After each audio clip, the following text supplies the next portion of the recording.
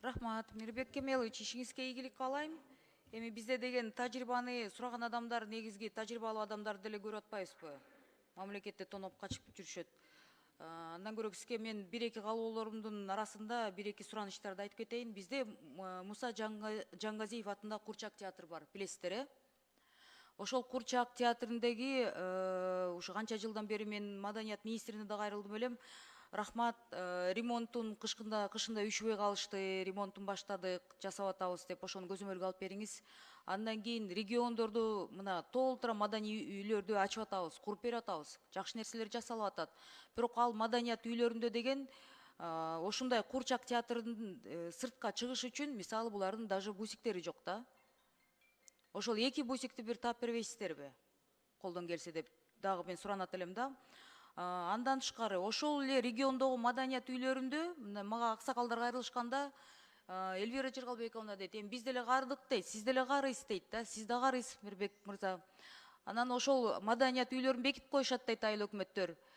Эми кемпир чалдар болуп биз бара турган жерлерибиз жок. Ошол жерде же отуруп бир шахмат ойносок, же бир кружокторду эметип өзүнчө биз да балдарды чоңойттук, неберелерди чоңойттук. Эми бизге алек кыла турган мамлекет же шарт түзүп берсе, өзгөчө имараттарды куруп бербесе, ошол имараттарды бизге мындай уруксат бериңиздер, айылдар менен чогултуп, баардык эле той топурларда курсак тойгузуп отурган эме эмес да. Баарына тыюу салынып атат азыр. Кайсы жерден биз чогулабыз деп ошол айтканда мен аябай ойлонуп калдым да. Буну экинчи жолу парламенттен айтып атам, сизге да сураныч да. Ошол адамдардын мындай акыбалын бир ойлоп коелу да. Анан вы хозяйственник. Хозяйственный адам деген акыларды көтөрүп берет. Ушу маданият министрлигинде иштеген адамдардын баарына чыгармачылык адамдар негизи аябай эмоционалдуу болот да. Анан аябай акыйкатты издешет. Көп мисалы депутаттардын көпчүлүгүндө мен ойлойм соц тармактар аркылуу кайрылып жазышат да, интригалар көп да. Интригалар көп, несправедливость көп.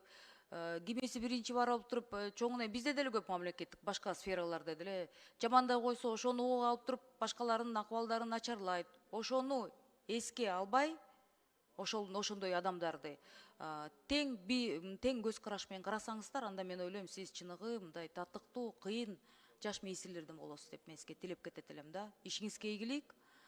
Ушул маселелерди унутпаңыздар. Рахмат. Чоң рахмат, эске алабыз.